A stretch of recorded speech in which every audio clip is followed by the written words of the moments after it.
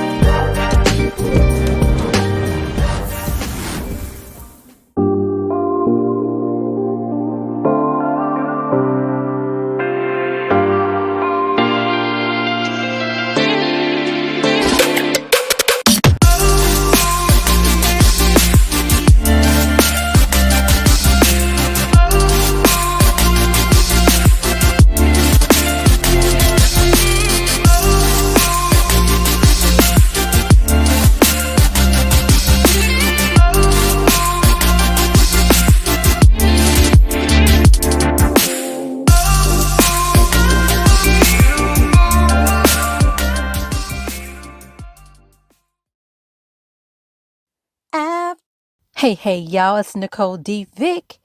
I hope all of you are doing well. Welcome to my podcast for this week. It is mid-May, but I promise you it was just yesterday that I was telling y'all, oh my gosh, May is here, blah, blah, blah, May Day. Why does time fly like that? I always ask this question. I know I probably done asked y'all this before.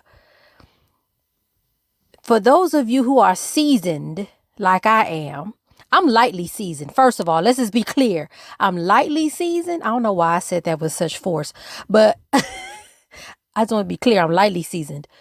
But to the seasoned people, does time move faster to you now than it did when you were younger? I feel like the weeks go by really, really fast. I don't get it. But anyway, here we are. It's mid-May.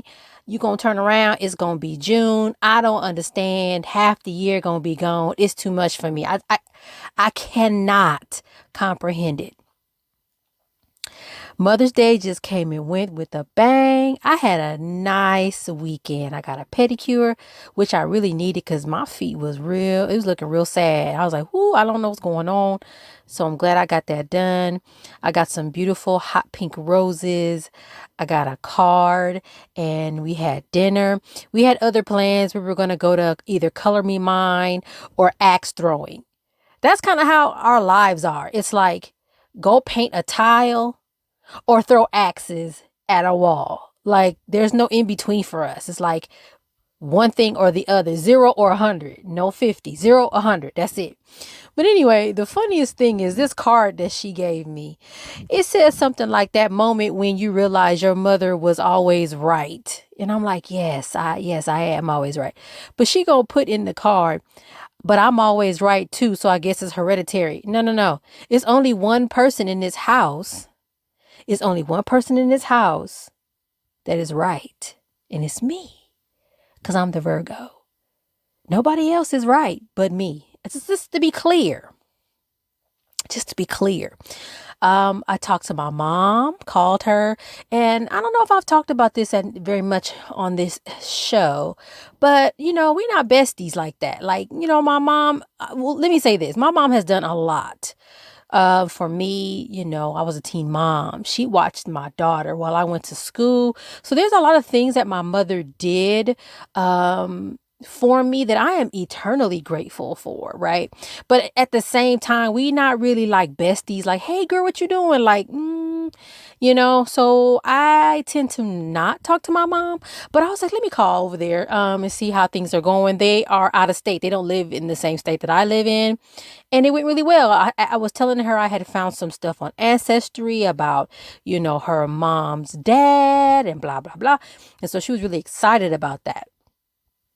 And I promised I would share with her, some of the documents that I had pulled up and saved and stuff. So she was really excited about that. And so it was really cool. So just kind of reflecting on Mother's Day. I'm like, I've been a mom since I was 17, 18 years old. I'm about to be 45. How is motherhood? How has motherhood treated me? I mean, it's definitely okay. My mom had told me years ago, I didn't ever think you was going to have no kids. And I was like, why would she say that? But I feel like I understand where she coming from on that.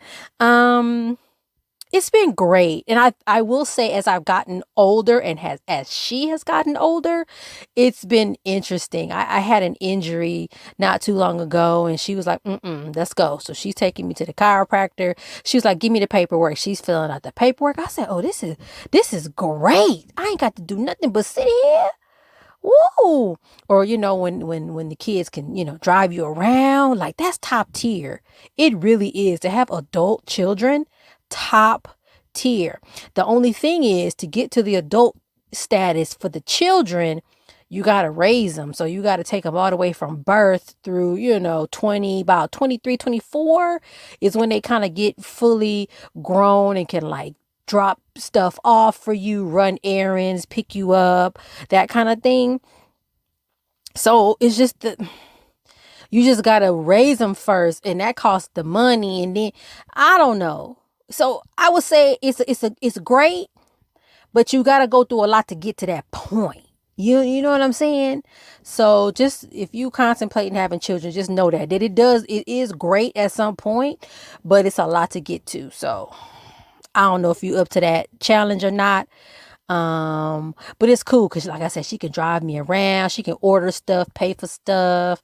I'll be like, hey, what should I do? She's like, no, don't do that. Like she's almost become like the mom. Like she's like, no, do this. And I'm like, oh, okay. Excuse me, sis. So anyway, I hope all of you had an amazing Mother's Day. Shout out and special love to all of you who have lost your mom or maybe are estranged from mom, or just, this is not a good time of year for you. Wish you the best because I know it's hard to sort of escape it. It's everywhere. It's emails. It's at the store. All the stuff is Mother's Day, Mother's Day, Mother's Day. So it can be a little difficult, a little rough. So shout out to you. My heart goes out to you. It will pass. The day will pass. You will never forget, or, what your mom means to you, but at least this sort of weird, sort of Mother's Day thing will move on. So hopefully, things will be okay. All right. Last week's episode of Nicole D Vick Live, we had a powerful and informative talk on abortion.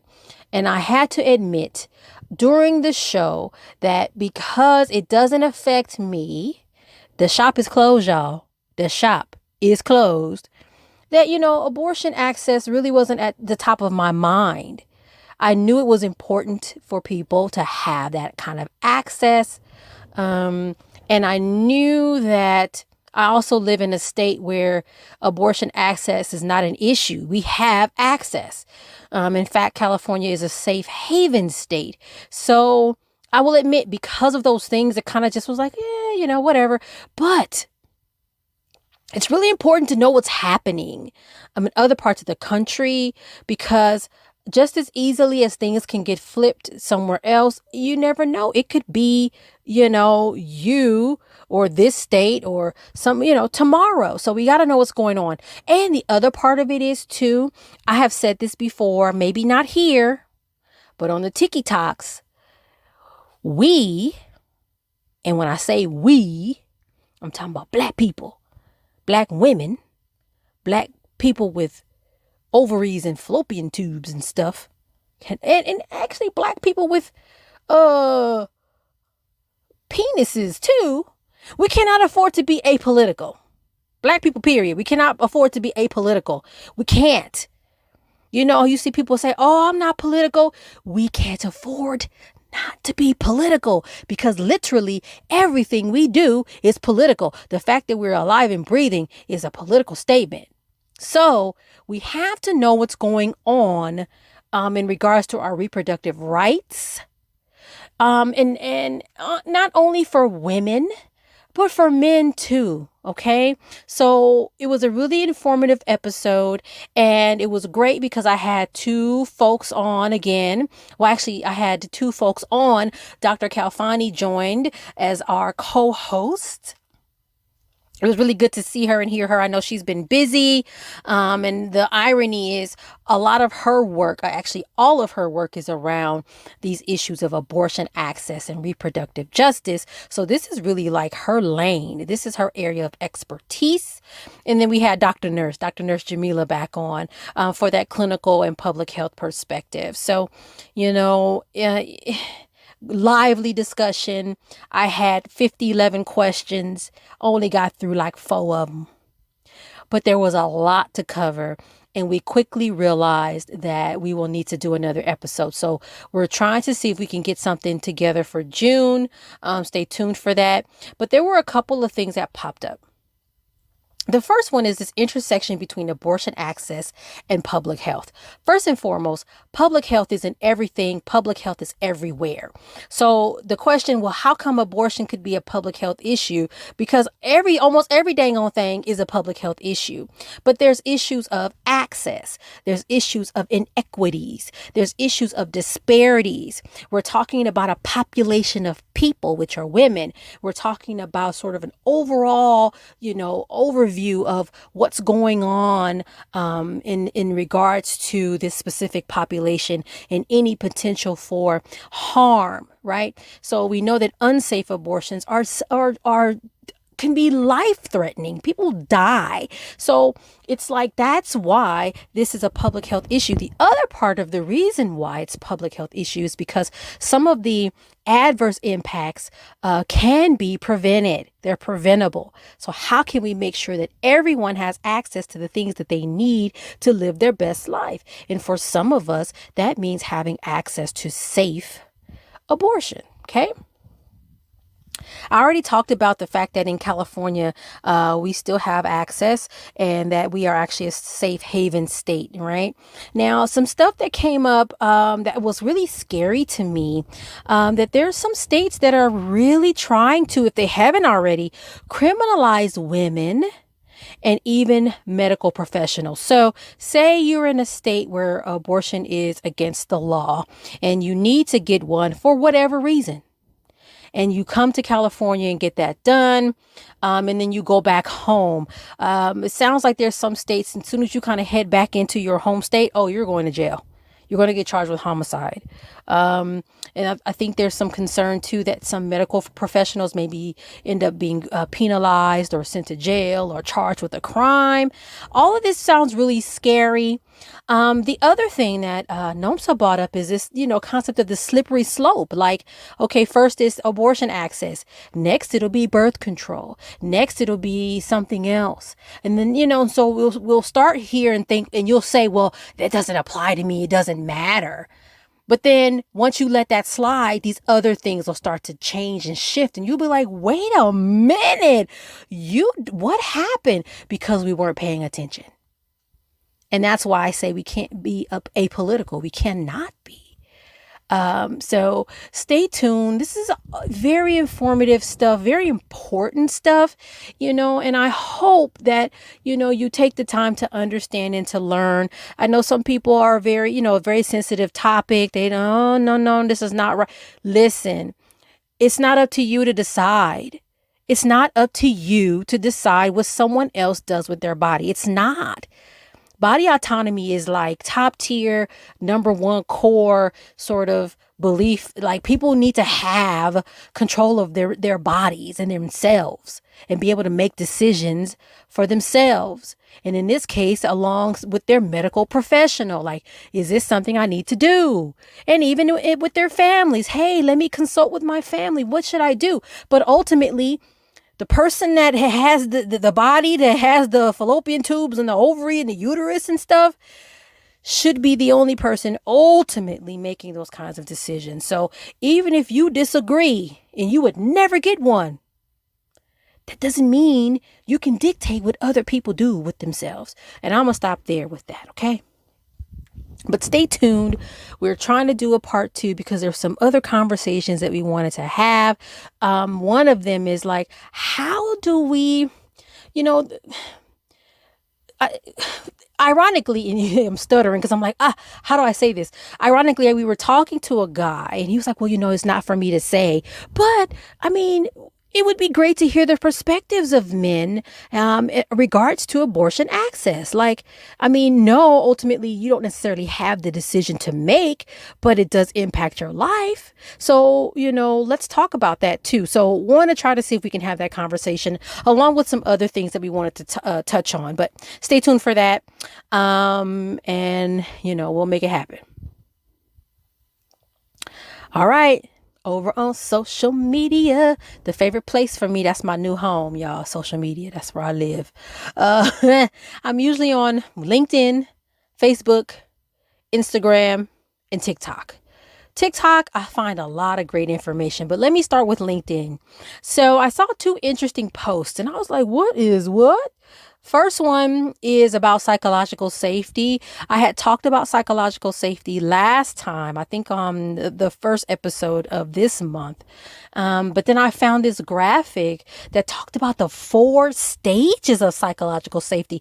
First of all, I didn't realize there were 4 stages. I think that as I read through this document, I was like, okay, I get it, but I hadn't seen it characterized in this way. So there's 4. There's inclusion safety, learner safety, contributor safety, and challenger safety. Inclusion safety is like respect for the individual's innate need to be included. So when you hear DEIB, diversity, equity, inclusion, and belonging, that's what that reminds me of. The need to be included, accepted, and gain a sense of belonging. Permission for the individual to interact with you as a human being. Inclusion in exchange for human status and the absence of harm. That is inclusion safety. The next one is learner safety. Respect for the individual's innate need to learn, grow, and develop mastery. So just imagine being in the workspace and feeling okay to be allowed to learn and grow, make mistakes, oopsies, and not be like penalized for that. Okay. And actually, the next thing says that permission for the individual to engage in the learning process and make mistakes. And the last part of that is encouragement in exchange for engagement. The next one is contributor safety, respect for the individual's innate need for autonomy and meaningful contribution. Most of us go to work because we want to contribute. I think especially for people that work in social services or helping professions, we feel like we want to be helpful and do something meaningful in some way. And so permission for the individual to work with appropriate autonomy, right? Not be micromanaged, like somebody standing over your back every 5 seconds. What are you doing? Leave me alone. Let me do my work. Autonomy with guidance in exchange for performance and results. And then the last one is, I think the one for me that speaks to me the most right now is challenger safety. I do not feel safe to challenge. It says respect for the individual's innate need to innovate and improve the status quo. Permission for the individual to make challenges to the status quo in good faith. Air cover in exchange for candor. So it's sort of like, can I say this? Can I be candid about this? Am I going to get in trouble for this? And it's like, no, go ahead. Right? You need to feel safe to be able to do all of these things, to challenge the status quo, to contribute meaningfully, to learn, make boo-boos, oopsies, and grow from them, and to feel included. If you are in an organization where you know in your heart you can do none of these things in a safe way, that you will be penalized for making mistakes, for showing up as yourself, I would say you got to get up out of there. You in danger, girl. You in danger. You got to go. It's not that simple. Because if you like me, like you have to, your light bill and stuff it come once a month, like every month. And Like you have to go to this place every day from 9 a.m. to 5 p.m. And what happens is you exchange your time and your talent for like money. And then you take that money and then you pay that light bill every month and the bill to stay in your house. So you may be in a psychologically unsafe environment, but you can't necessarily like jump ship because of the obligations that you have, to yourself and your family. So, I mean, it's hard. And I do think that there are certain populations of folks that are psychologically unsafe more so than others, because we cannot bring our true selves to work. Wouldn't dare do it. Nope. That's where code switching comes from. Because we know better. Like, I can't say that. Because if I say it, I'm going to be in trouble. But it's very interesting. I'm doing my research on psychological safety for a specific segment of the workforce in a specific industry. And it's really interesting to kind of do the research and kind of figure out what's going on. So that's the one post I saw on LinkedIn. The other one, I said, what is going on? There's something going on in Iowa, where they passed the laws to allow children to work like the third shift at this meat processing factory, doing the overnight shift, cleaning up the place. And I said, what? Didn't we pass the child labor laws? We ain't supposed to do that. The kids are supposed to be in school. And they were saying, yeah, the kids are in school, sleeping, falling asleep. What? Where are we going? And the person that posted it said, see, this is where we're headed. I said, oh, no. If we're already watching it happen, we're already there. We're not headed anywhere. We're there. Like there. When you're in the car, are we there yet? We are there. I used to say, we going to hell in a handbasket, baby. We are in hell. We are already there. We're not on our way. Why are the babies working in the meat processing factory, cleaning up the factory at the working third shift? Why is this happening in the United States? What is going on? So I'm going to have to look into that some more because that disturbed my spirit. I don't know what's going on. Do y'all know somebody? If you know, tell me, because I saw that on LinkedIn. It was actually a TikTok, but it was on LinkedIn. And I was very like, oh, no, we have to pay attention, y'all. Once again, we cannot afford to be apolitical because other people are very political and are very much making sure stuff that they want to happen happens. So how do we protect ourselves and protect our children? What? Overnight in the factory? No. So that's pretty heavy. I need to do some more digging on that one. All right, y'all, on Instagram, I just pretty much do my nail look of the week. Every so often I'll throw in a speech. Like I put in a snippet of a speech I did for Black Speakers Network for Black History Month, and whatnot. So I'm still in my nail competition on Instagram. I think I post on TikTok about that too, and Facebook. So if you have a moment, go to Nail Icon. It's a website. You can vote for me free every day. The last time I talked to y'all, I didn't think I was going to make it to the next round, but I made it. And now I'm in the semifinals, quarterfinal, somebody finals. And I want to try to really win. I really, really do. So if you like my nail art, you've seen the stuff that I can do, please give me a vote. They are free. You can vote free every day. You can pay for votes too, but they're free. You don't have to pay for anything. And thank you if you have voted for me in the past. And I thank you in advance for the future votes. All right. On TikTok. Woo woo. That's where I am my realest self. Yeah. So follow me there for sure. You can follow me everywhere else too, but I do the hot takes on what's trending. Sometimes I'm more active than others. It just depends on what's going on in my life. Now, last week I was talking about worry, stress, and avoidance tendencies. So I noticed that a lot of times for me, I tend to have some avoidance issues around money. And I had been working with a financial person about a couple years ago, and I thought I had resolved my issues around money. No. So what happens is when I perceive, I'm short, like I'm not going to be able to make my bills or something like that, or an unexpected expense, I avoid. I won't look at the bank account. I won't check to see what's going on, and I will stress myself out and worry. When all I have to do is just look at the dang on thing, figure it out. Because like the lady told me, it's a math problem. That's all it is. You got X, but you need to get to Y. Figure it out. Like, it's math. Why are you got this huge attachment and this the emotional response? It don't make no sense. So let me just tell you what happened, because I'm speaking in abstract terms. Let me just tell you. I told y'all this? I own properties. I have my house. I have a house out of state, and I have 2 multifamily units here in Los Angeles. All right.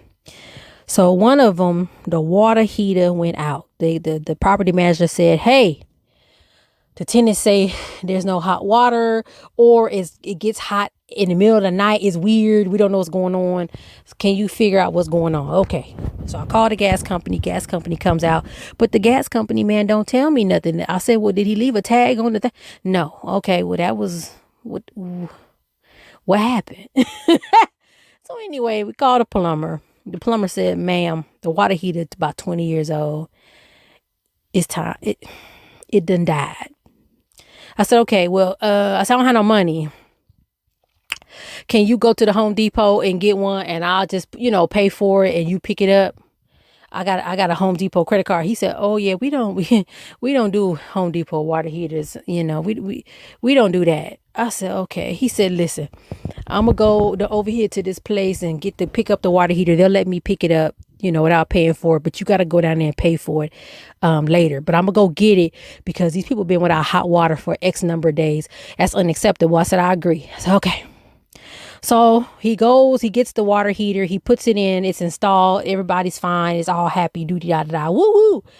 I go down to the plumbing company place, and in my head, I said, okay, well, my personal water heater at my house was $700. I think that's what it was. I said, so their water heater probably like maybe double, because it's like, a whole bunch of capacity. I said, okay, it's probably like $1,500. Okay. Why? First of all, why didn't I ask? I could have said, excuse me, sir, how much is the water heater? So I could have probably known in my head before I got down there. Hello? I got down there to that store, and the man was like, oh, yeah. So he's, pushing buttons on the keyboard, clack, clack, clack, clack. He said, so the total is $3,800, blah, blah. I said, huh? What? And so I'm like, I have no credit card with no balance. I ain't got nothing. I'm like, oh my God. And I'm in person at this place. I can't leave. I owe these people money. I can't be like, okay, bye. I can't. So I'm standing there and I'm like, oh, whoo. So finally I'm pushing buttons on my phone, trying to figure out where this money gonna come out of. And I realized that I had enough cash in one of my accounts to pull the money out. So I did. But in doing that, I thought in my head I was shorting myself on another bill. So in other words, the money that's sitting there, yes, it can cover this water heater, but you are going to not be able to pay a future bill because you're pulling money from what's supposed to go somewhere else. I had made that decision standing there in that store trying to pay for this water heater.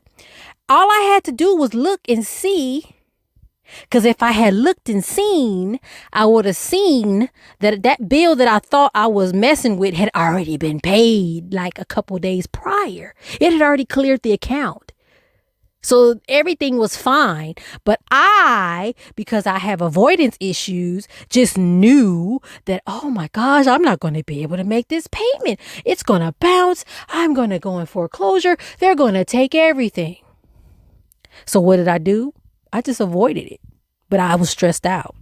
So I said, oh no, I'm 1 month behind. And then 2 months went by. I said, oh, I'm 2 months behind. When is the foreclosure papers going to come? Because it's time. They coming for me. I was so sure that I was short For 2 months, I had in my head that I was short and that I had to figure out where this money was coming from. And if I didn't any day now, I was going to get some paperwork. Until I finally got the damn courage a couple days ago to look. And that's when I realized that the payment that I thought was going to be, bounced had been cleared over 2 months ago. It was, and even the payment after that, it was, so I'm stressed out. And meanwhile, the bank account is like, I don't know why she's stressed out for it. Everything is fine.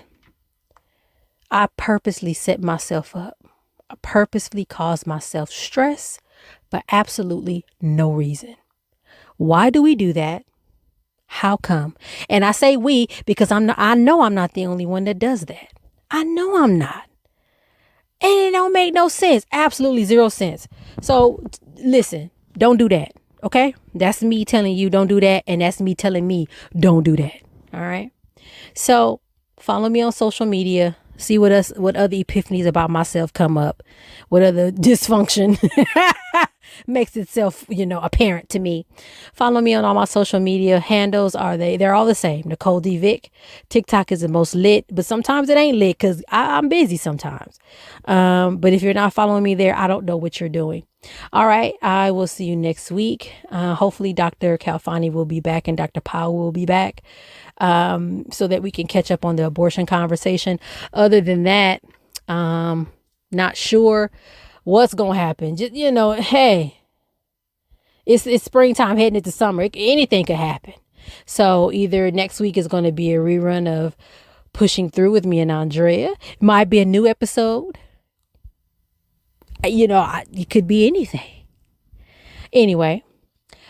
Follow me on my social media handles. Check out my website, www.nicoledvick.com. If you need a public speaker, somebody to MC your event, host your event, I'm your girl. Let me know. Holla at me. I have books. I have 2. Pushing Through, Finding the Light in Every Lesson, and Push Through, 52 Weeks of Light in Tough Times. All right, y'all. I'll see you next week. Bye.